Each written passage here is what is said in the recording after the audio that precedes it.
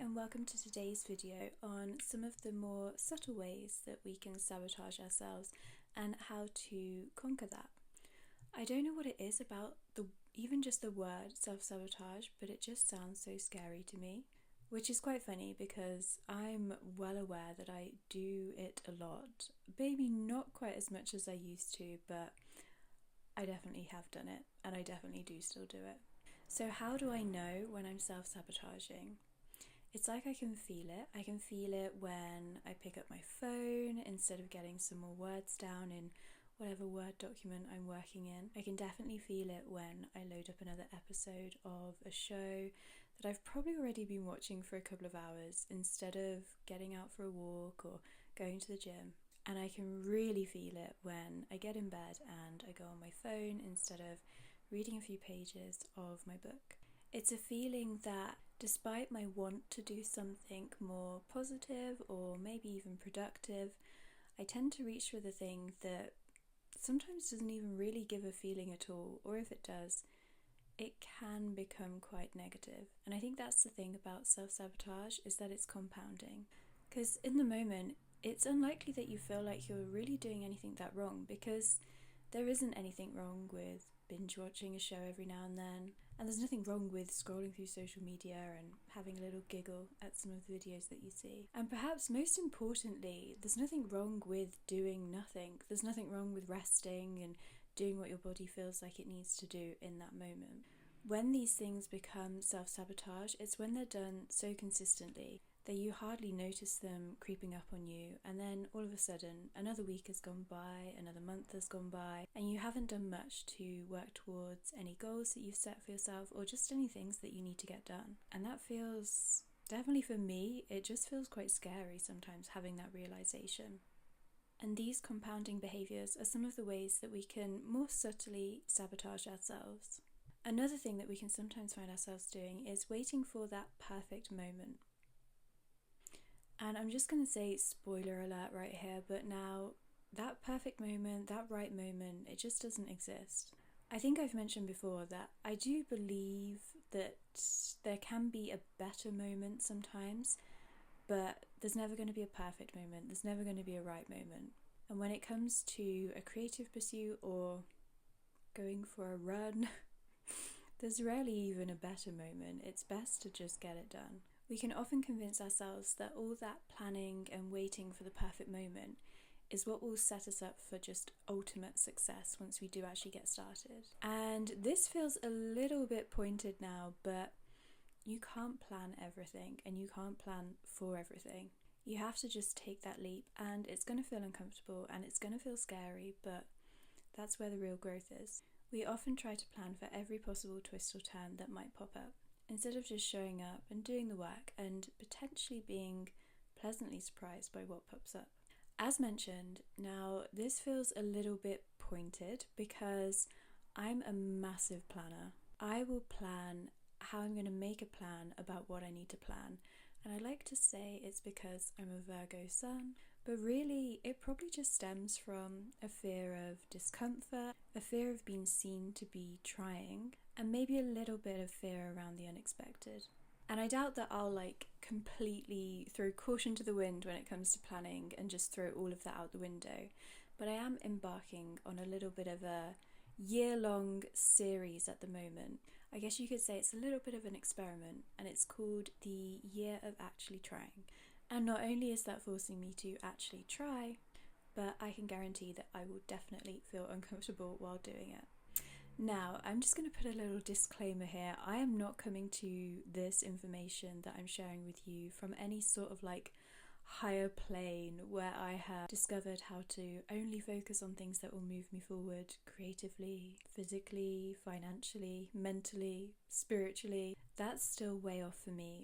I'm definitely still learning, but I've definitely been able to identify the things that I do when I'm self-sabotaging. And these are the things that I'll do when there's something that's creatively challenging or mentally and physically rewarding that I should and maybe even need to do, but I will do anything but. And identifying these activities that you do is one of the first steps to understanding what the underlying causes of them and where your need to engage with them stems from.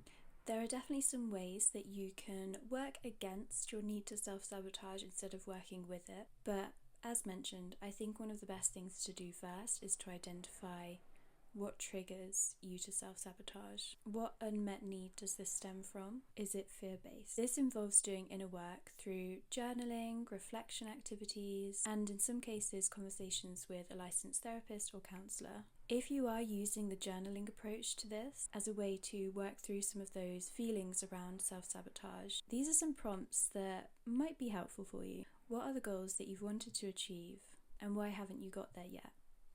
So this one for me is, and I'm getting pretty vulnerable right now, but yeah, this goal for me is definitely around writing. Writing is something that I've wanted to focus on a lot more year after year, and I just haven't done it. And I think when I think about why haven't I got there yet, I think a lot of it stems from procrastination. There's kind of not having my priorities in the right place, not maybe making that connection between doing the thing that I want to do and the reason why. And so when I think about why I want to write more, is because it's an amazing way to get to know yourself more. And I also do think about writing a book. And I think little Alicia, when I was very young, that's definitely what I wanted to do. So I think that she would be very happy if I did that. The next prompt would be, why am I uncomfortable with the thought of making progress? Now, this one can bring up a lot of confusing emotions for people, because it does seem to be a question where you think, well, why wouldn't I want to progress? Why wouldn't I want to do well? But there can be a lot of guilt that comes up around doing well and succeeding. There can also be a lot of feelings around, do I deserve this? Have I actually earned this? And definitely some themes of imposter syndrome. Another prompt that can help is, what makes me feel confident and how can I implement more of it? So for me, when I do forms of movement, I definitely feel more confident in myself, and looking at ways to implement that more can be tricky, definitely in winter. It's winter here in the UK, and it can be really hard.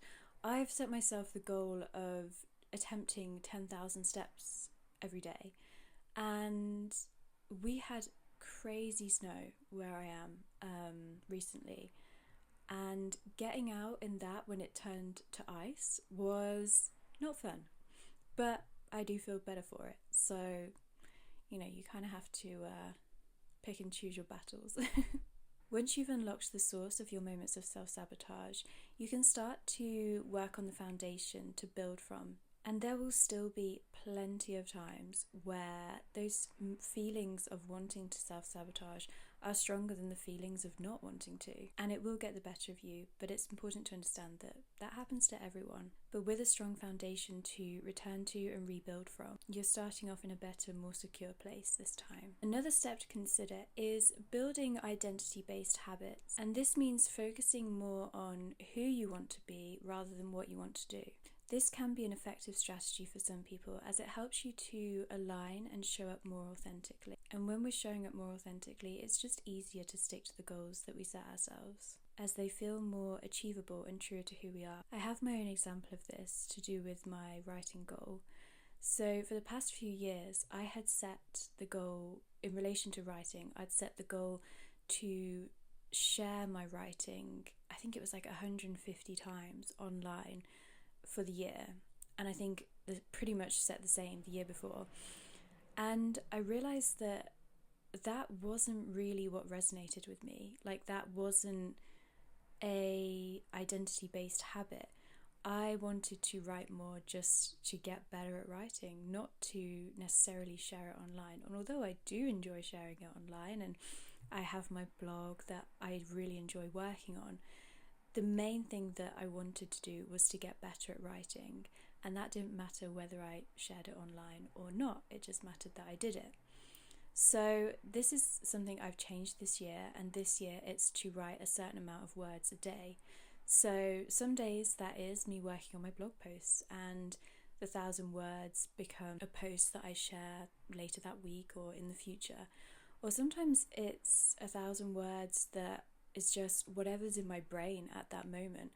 And that can sometimes develop into something that's an interesting idea that I'd like to share, or it's just a load of rubbish that needed to get out of my head.